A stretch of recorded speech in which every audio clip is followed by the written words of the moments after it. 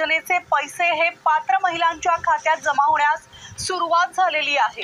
या ठिकाणी एवढ्या मोठ्या संख्येने उपस्थित असलेल्या माझ्या तमाम लाडक्या बहिणींनो आणि थोड्याशा संख्येने उपस्थित असलेल्या भावांनो, हा बहिणींचा कार्यक्रम असल्यामुळे भावांना बाहेरच ठेवलाय, बहिणींनाच आतमध्ये एंट्री दिलेली आहे।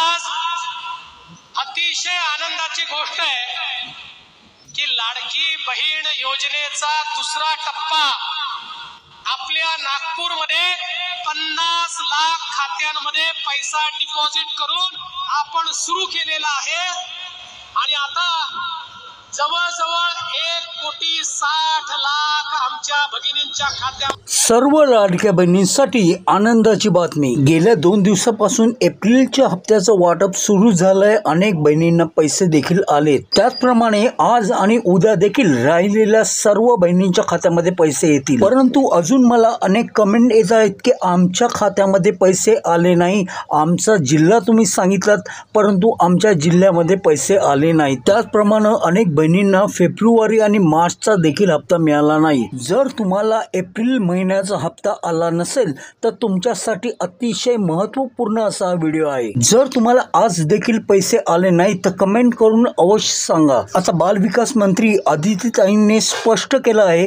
की स्क्रुटिनी होणार नाही, त्यामुळे जेवढ्या लाभार्थी बहिणी आहेत त्या सर्वांना लाभ मिळणार। तर आज ज्या 12 जिल्ह्यामध्ये वाटप होणार आहे ते 12 जिल्हे कोणते आहेत ते आपण पाहणार आहोत। त्याचबरोबरीनं जर तुम्हाला उद्या देखील हप्ता आला नाही त्यामागील कारण काय आहे ते देखील आपण जाणून घेणार आहोत। त्याचबरोबरीनं दुसरी आनंदाची बाब म्हणजे ज्या बहिणींना 30 एप्रिल पर्यंत हप्ता मिळणार नाही त्यांना मे महिन्याच्या सुरुवातीला म्हणजे पहिल्या आठवड्यामध्ये एप्रिल आणि मे असे 2 महिन्याचे हप्ते एकत्र मिळणार आहेत। आता या कोणत्या बहिणी असणार आहेत ज्यांना एप्रिल महिन्याचा हप्ता या महिन्यात मिळणार नाही ते देखील आपण जाणून घेणार आहोत। आता जर स्क्रुटिनी होणार नाही तर एप्रिल महिन्याचा हप्ता एवढा उशिरा का? पुढे देखील आम्हाला अशीच वाट पाहावी लागणार का?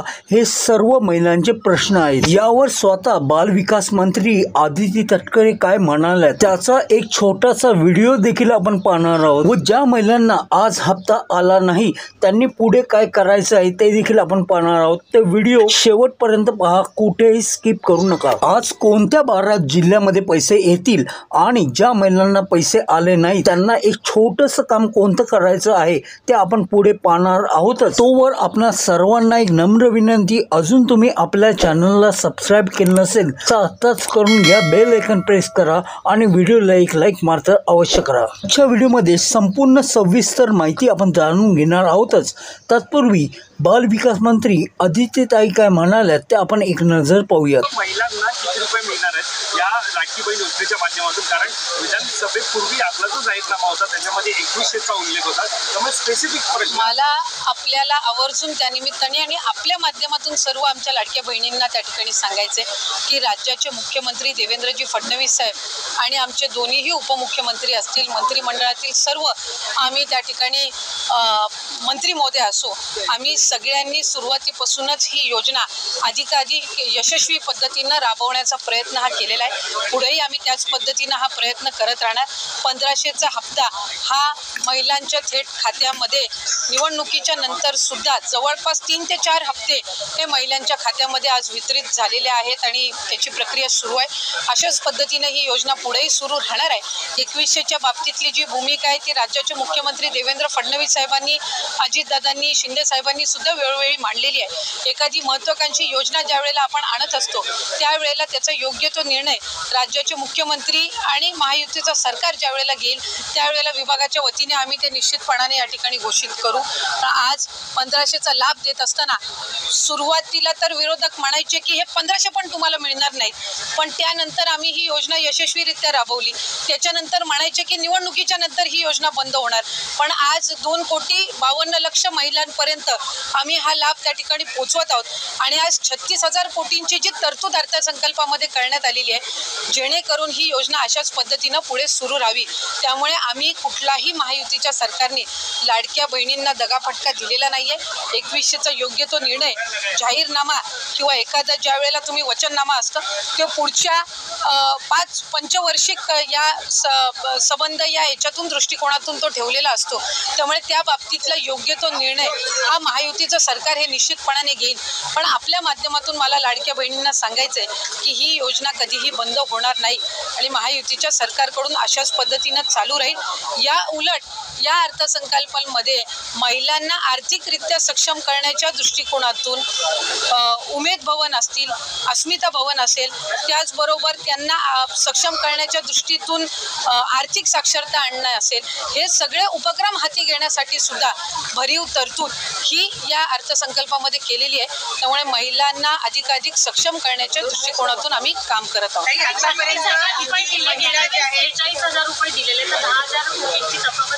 आपल्या माहितीसाठी मला सांगायचं आहे की मार्च महिन्यापर्यंतचा जो हप्ता आहे तो अर्थसंकल्पाच्या आधीच वितरित झालेला आहे आणि ही जी तरतूद आहे ही पुढच्या महिन्यांपर्यंत आहे. डिसेंबर महिन्यांमध्ये ज्या वेळेला ही जी केलेली तरतूद आहे या पलीकडे जर आपल्याला लाभासाठी तरतूद करावी लागली तर डिसेंबरच्या अधिवेशनामध्ये ती निश्चितपणाने करण्यात येईल. 36,000 कोटींची तरतूद जी आहे पहिले वर्षाचे 3 महिन्याची तरतूद ही आधीच उपलब्ध करून दिलेली आहे. आता राहिले तुमचे 9 महिने आणि मग त्याच्यानंतर डिसेंबरच्या अधिवेशनामध्ये जर पुढच्या 3 महिन्यासाठी लागली तर त्या पद्धतीनं ती पुरवणी मागण्यांमध्ये केली जात असते.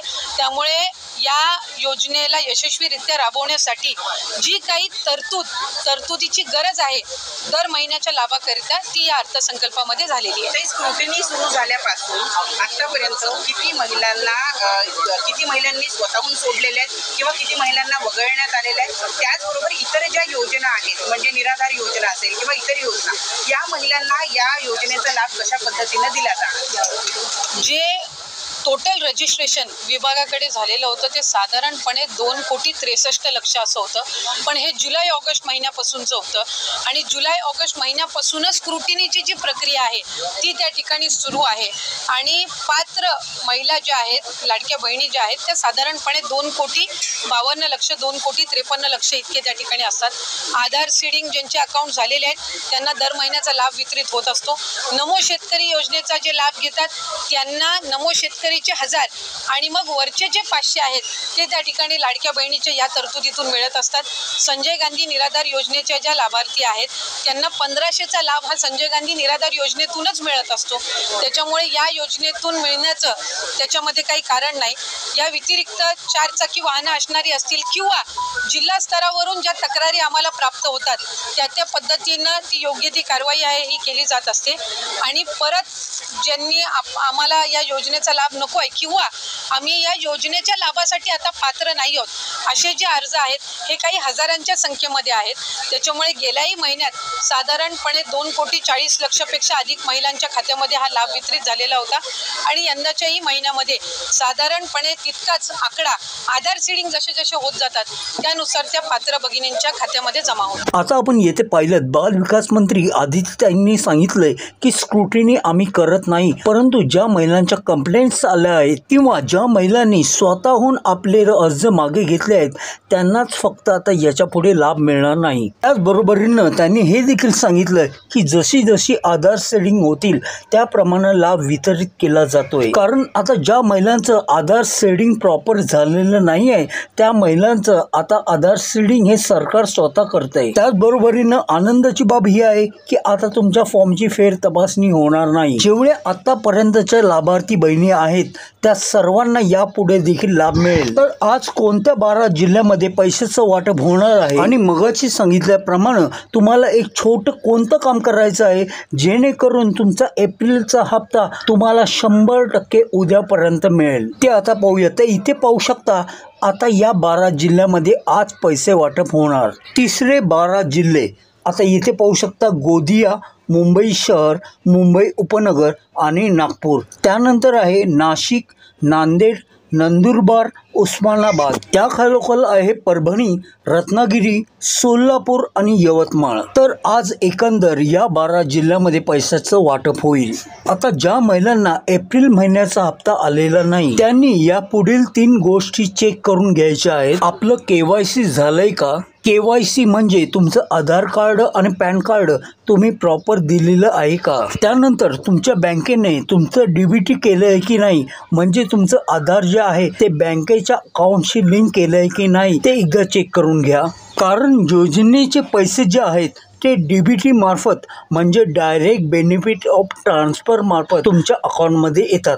आणि तुम्हाला छोटं काम करायचं आहे ते म्हणजे आता तुमचं आधार कार्ड जे आहे ते तुमच्या फोन नंबरशी लिंक आहे की नाही ते एकदा तुम्हाला पाहून घ्यायचं आहे. आता महत्त्वाचं म्हणजे तुमचं आधार कार्ड त्या फोन नंबरशी लिंक असणं आवश्यक आहे जो नंबर तुम्ही लाडकी बहीण योजनेकरता दिलेला आहे. आता हे तुम्ही तुमच्या मोबाईलवरूनच 2 मिनिटांमध्ये चेक करू शकता. तर हे चेक कसं करायचं त्याकरिता मी काल एक व्हिडिओ बनवला आहे. त्या व्हिडिओची लिंक ह्या व्हिडिओच्या डिस्क्रिप्शनमध्ये तुम्हाला मिळेल, तेथून तुम्ही तो व्हिडिओ पाहून घ्या. त्या व्हिडिओमध्ये अगदी सोप्या पद्धतीने मी सांगितलं आहे तुमचं आधार तुमच्या कोणत्या मोबाईलची लिंक आहे ते तुम्ही कसं पाहायचं. तर आशा करतो तुम्हाला एप्रिल महिन्याचा हप्ता आला असेल, नसेल तर कमेंट करून अवश्य सांगा. चॅनलवर नवीन असाल आणि अजून तुम्ही चॅनलला सबस्क्राईब केलं नसेल तर आताच करून घ्या, बेल आयकॉन प्रेस करा. त्याचबरोबरीनं व्हिडिओला एक लाईक मात्र अवश्य करा. तर आता पुन्हा भेटू एका नवीन अपडेटसह. तोवर तुमची रजा घेतो. जय हिंद, जय Maharashtra. Take care and bye.